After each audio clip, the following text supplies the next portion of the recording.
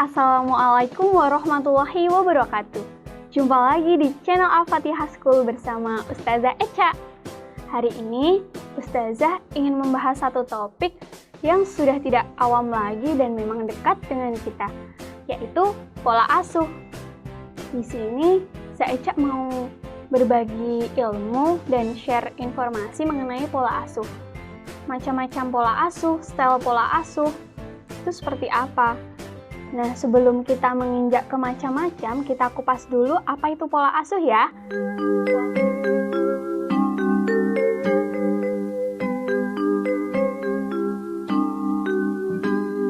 Pola asuh adalah cara orang tua memperlakukan anak, baik mendidik, membimbing, mendisiplinkan, bahkan melindungi anak untuk menjadikan pengawasan menuju kedewasaan baik secara langsung maupun tidak langsung. Nah, kita sendiri di sini biasanya mengadopsi dan beradaptasi terhadap pola asuh yang sering kita kenal sejak dulu ya teman-teman ya. Nah, pola asuh di sini biasanya sifatnya turun-temurun dan memang sangat kita contoh dari suatu lingkungan, baik lingkungan keluarga maupun lingkungan masyarakat. Di sini manusia itu tidak memiliki pola asuh yang melekat, artinya pola asuh atau style pengasuhan itu tidak ada yang pakem ya teman-teman semuanya ya. Jadi terserah mau menggunakan pola asuh yang seperti apa dan memang disesuaikan dengan situasi maupun kondisi yang berlangsung.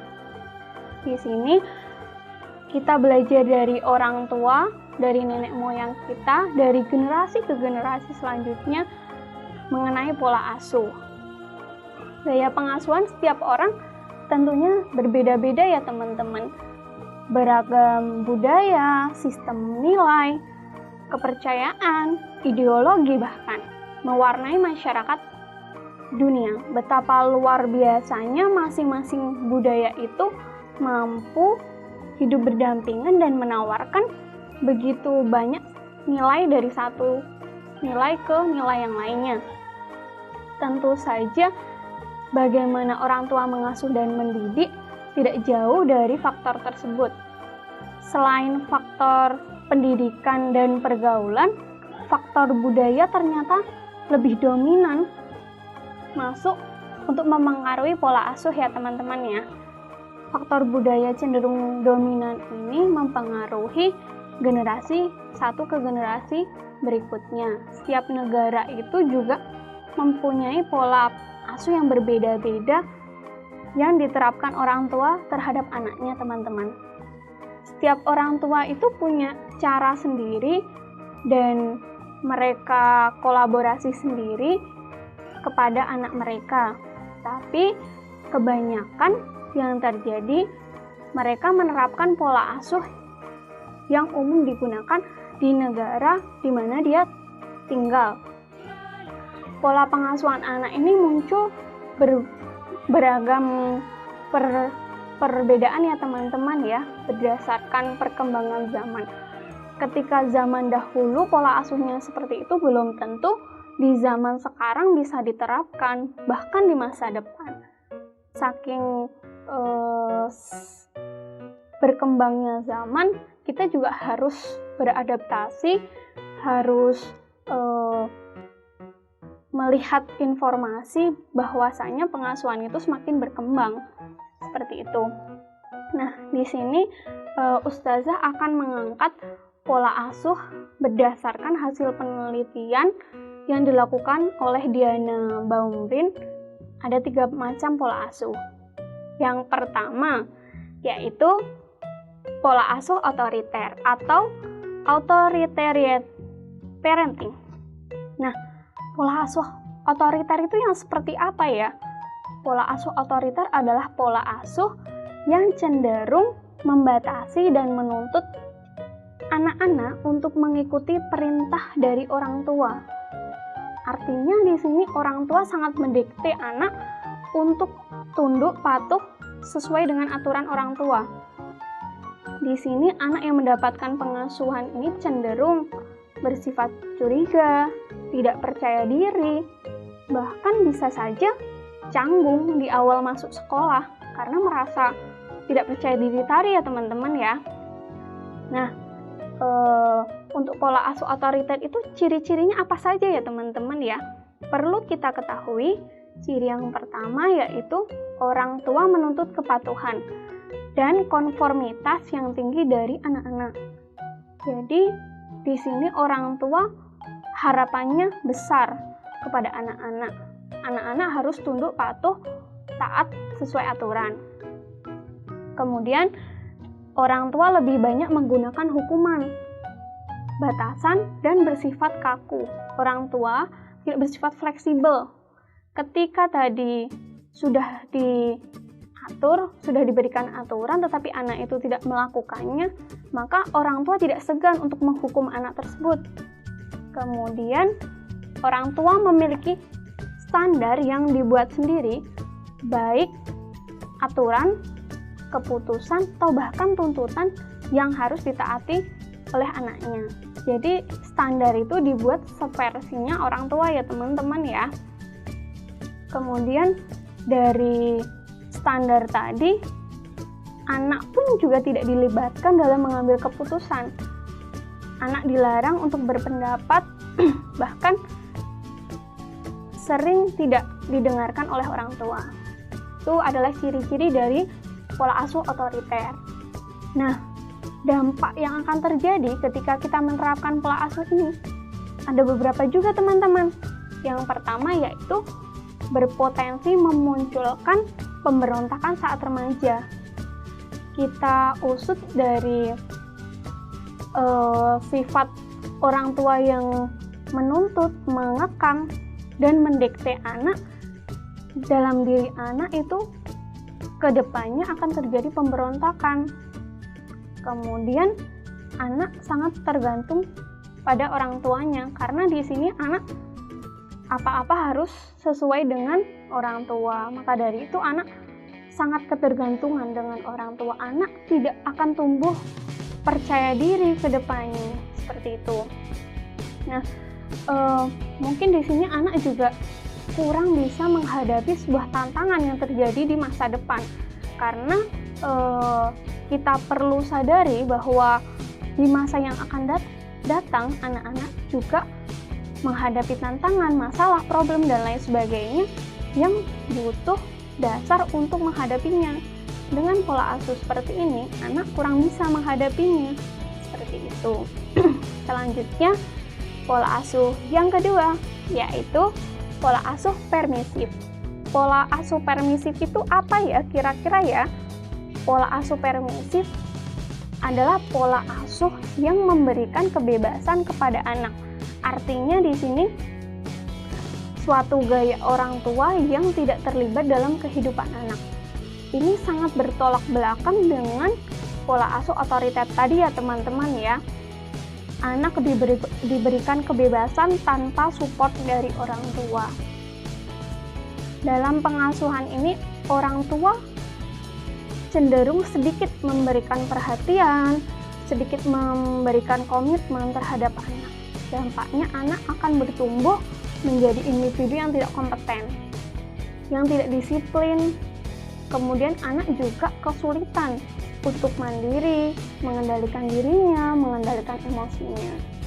Nah, ciri-cirinya pola asuh permisif itu apa aja ya? Kita akan bahas di sini. Nah, untuk ciri-cirinya yang pertama yaitu orang tua menganggap ada hal yang lebih penting daripada anak. Jadi, anak dinomor sekiankan setelah urusannya.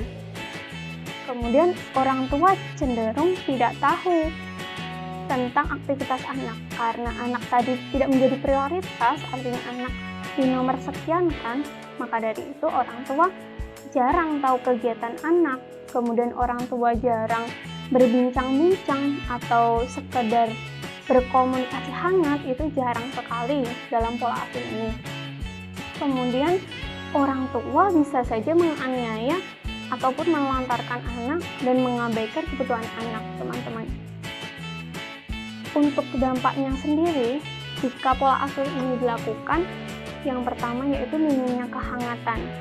Artinya keharmonisan antara orang tua dan anak ini minim sekali terjadi, menyebabkan anak itu kurang dalam segala aspeknya, terutama aspek kognitif dan sosial emosional. Kemudian anak itu kurang matang juga, kurang disiplin, bahkan kurang bertanggung jawab. Serta yang paling menonjol adalah anak ini mudah untuk dihasut oleh teman atau dipengaruhi oleh orang lain.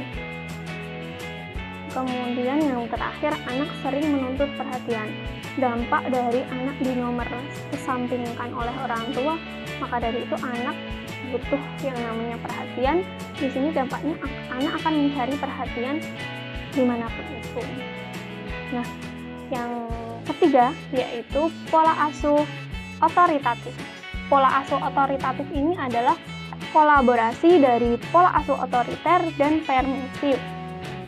Nah, pola asuh ini atau style pengasuhan ini memperlihatkan pengawasan yang ekstra, tetapi mereka juga responsif, menghargai, menghormati pemikiran, perasaan, bahkan melibatkan anak dalam mengambil keputusan.